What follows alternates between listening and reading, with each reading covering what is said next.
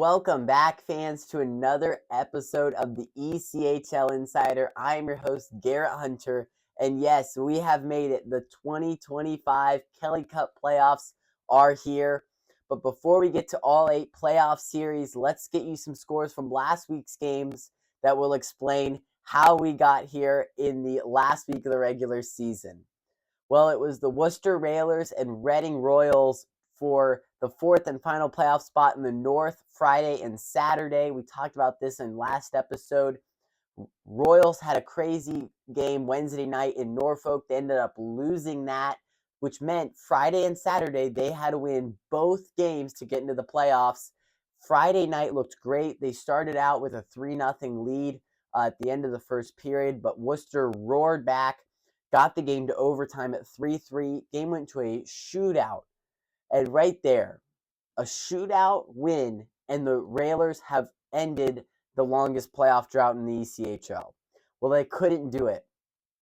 The goaltender of the Royals shut them down, got the shootout victory to force a winner-take-all Game 72 Saturday night, and the Royals did it again. 7-3, and they clinched the fourth and final playoff spot in the North Division. And man, for the Railers, just absolute heartbreak. The fourth season that they have been eliminated in the final game of the regular season, just absolutely heartbreaking for the Worcester Railers. And now the longest playoff drought extends to 6 seasons for them. Just so disappointing, and another good roster they put together, and they come up short again. Just so disappointing for the Railers, and they'll look to rebound next season. Also, the Kalamazoo Wings got eliminated despite winning in a shootout on Friday night, 5-4 over the Fuel. Giving Indy a point Friday night meant they would be eliminated. You saw it. They won that game in a shootout. They score, and there's no celebration. Just heartbreaking for the Wings. No celebration. They go to the locker room quickly as they know they were eliminated Friday night. And the Indy Fuel and Toledo Walleye played a first-round preview Sunday evening. We knew that because of them eliminating Bloomington and Kalamazoo earlier in the week. And what a game that was. If that is a preview of what we see next week, get ready, because that was some really high-quality hockey between the Walleye and Fuel. 4-3 overtime win for the Walleye, though. And those two teams can stay right in Toledo. That is where the playoffs will start for those two clubs. Well, with that, let's get to all 8 first-round playoff series. We'll start in the North Division, work our way through all 4 divisions. Can't wait to do it. So let's start with the North Division. The 4-seed Reading Royals going up against the 1-seed Trois-Rivières Lions. Really, really good play we saw from the Royals last week to get here. So also, you look at the Lions, though, they've played just great all season long. A concern I have for the Lions is they haven't had to play a meaningful game in quite some time. So you really got to up that urgency really from 0 to 60 if you're the Lions. And Royals, you know, that you've been playing playoff hockey for months now, it feels like, just to get here. So should be a really good series. Also, I will pick the Trois-Rivières Lions to win this series. I will continue my tradition of picking every playoff series, by the way. I started this 4 seasons ago. I'll keep the tradition going so you guys can see how good I do. I'll update you on that every playoff round. So I'll start with the Lions and Royals. I picked the Lions to win this series. I think it'll be a really good series, though, for the Royals as well. Up next, the Norfolk Admirals and Wheeling Nailers. A new rivalry in the ECHL meets in the playoffs here.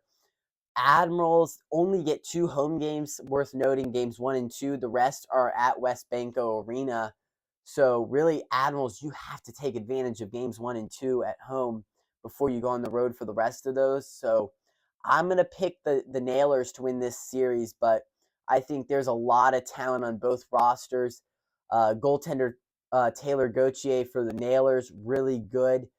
Kristen Stead, really good for the Admirals in net. We know about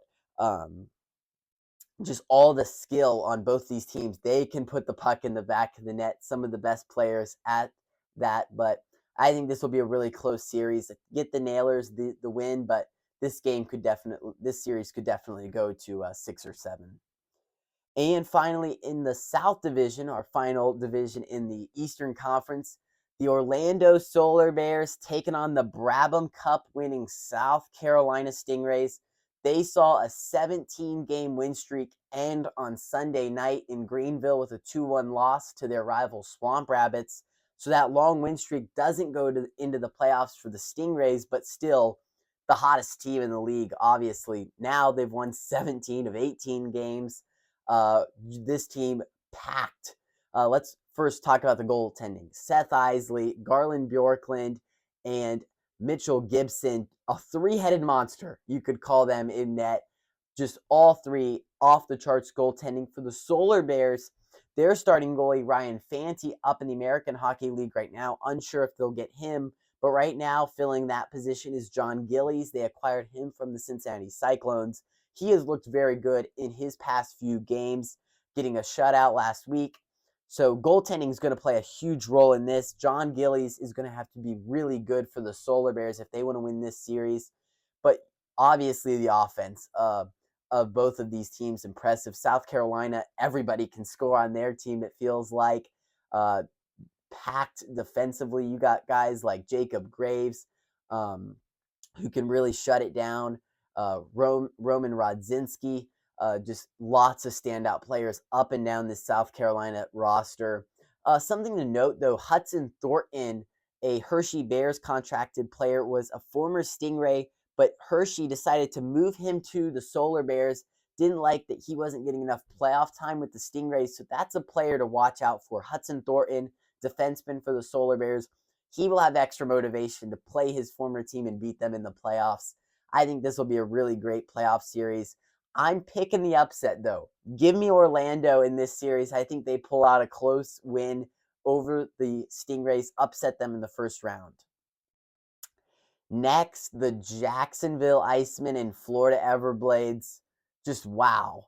The last 3 seasons these teams have met in the playoffs. Florida obviously winning all of those. 0-4 lifetime record in the playoffs for the Icemen over the Florida Everblades. So if motivation's a factor in this series, Jacksonville's is sky high.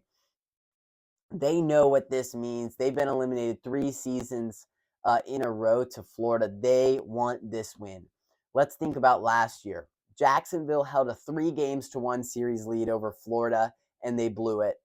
2 games in Estero, 2 games up in Jacksonville that Florida had to win to come back in that series, including a shutout in Game 7. That still is fresh in the minds of, especially of those Iceman fans. They want this game. They want this series so bad and be able to dethrone their rivals, the Florida Everblades. I'm picking the Everblades. I think they get it done, but don't expect this to be easy. Iceman will give them all they can handle, I think, in this series. Could go to 6 or 7 again as well. Now we'll switch to the Western Conference, the Central Division, where it will be the 4-seed Indy Fuel and 1-seed Toledo Walleye taking on each other in the first round. They played each other, a little preview at the end of the regular season on Sunday night. We talked about that. 4-3 overtime win for the Walleye. And really, when you look at this matchup, first of all, another scoring title for Brandon Hawkins, forward for the Toledo Walleye. He has been the most outstanding player in this league now 2 years in a row. Just so fun to watch him play, put up points like just nuts. I think 89 points for him this season. He is a player that just cannot be stopped right now.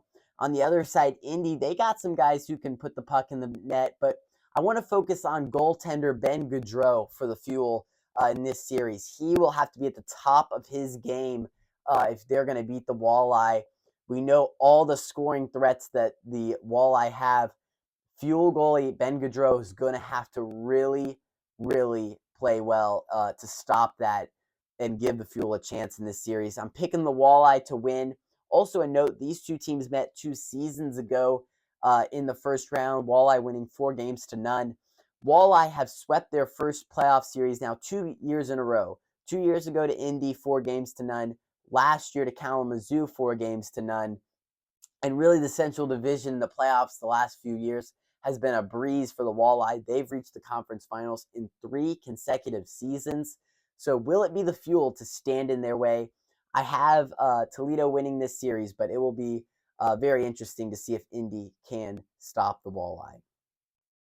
And finally, in the Central Division, the Iowa Heartlanders and the Fort Wayne Comets, a 2-versus-3 matchup here. Fort Wayne really wants to get back to a playoff series, I think, with the Walleye, see if they can dethrone their rival. But before that, you got to worry about the Heartlanders. I mean, what a season they have had. Just so impressive. The last 3 seasons, they finished last in the division, but they come all the way back to get 3rd place this year in the Central Division. What an accomplishment for the Heartlanders. What I got to just really highlight in this series particularly is the physical play. Both of these teams love to play it physical. You'll see our fight of the week actually features Iowa. And Jack Dugan for the Fort Wayne Comets, their leading point scorer and leading penalty minute player as well. He has well over 100 penalty minutes on the season. And definitely some enforcers on that Heartlanders roster. Things, in the playoffs, people are like, oh, the refs put the whistles away. This will be a very physical series. Think about if this game goes to 5, 6, 7 games, how physical it could be after the whistle every stoppage. It will be a really physical matchup. I can't wait to see it. But also, when we talk about the physical play, I think the winner of this series is whoever's more disciplined. If you get into just stupid penalties down the stretch, you're going to lose this series. I give the series win prediction to the Comets. I think they get it done, but you have to stay disciplined in this series if you want to win. And our final division, the Mountain Division, a ton of possibilities for this division going into the final week. We talked about that in our last episode. If you didn't see it, go back to that. But we finally got our matchups. It'll be the Tulsa Oilers and Kansas City Mavericks rematching from last year's first round. And Kansas City swept Tulsa 4-0. That'll definitely be on the minds of these two teams. But when you talk about Kansas City, got to talk about the goalie. Obviously, Jack LaFontaine. What a story he's been for the Mavericks the last 2 seasons, leading them in net. And then they also have a guy, I don't know if you've heard of him, Cade Borchert, leading plus-minus leader in the ECHL this season.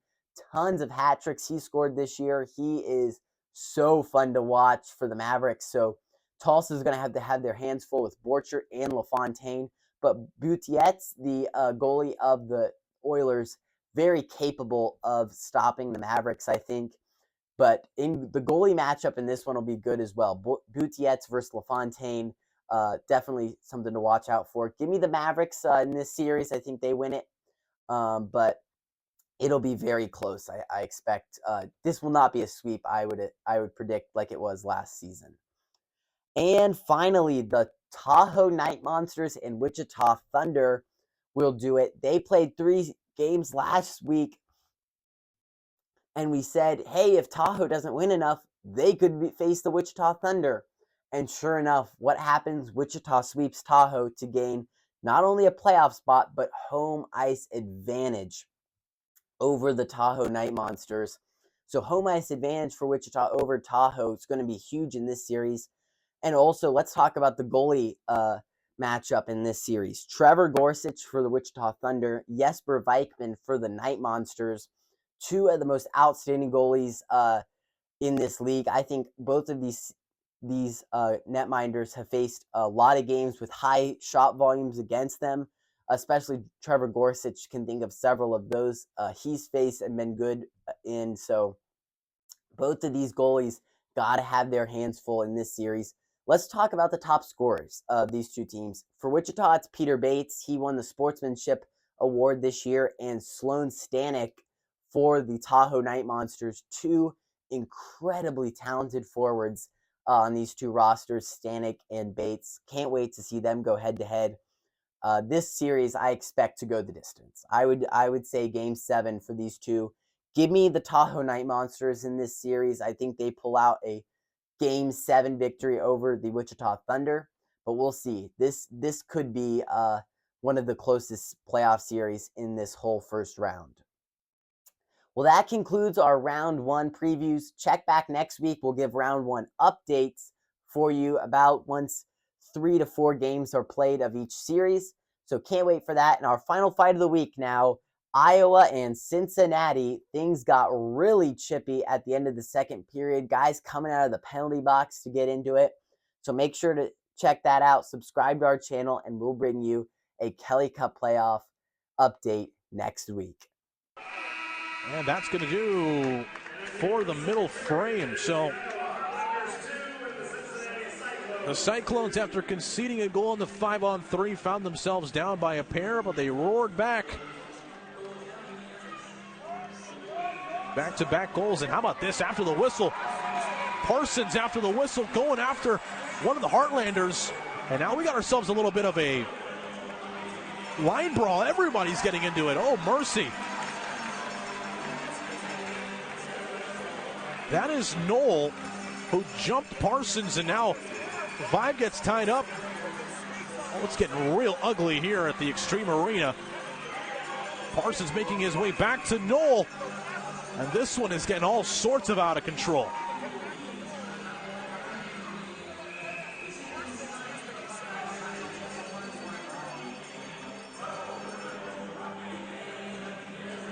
Vibe is furious at Knoll.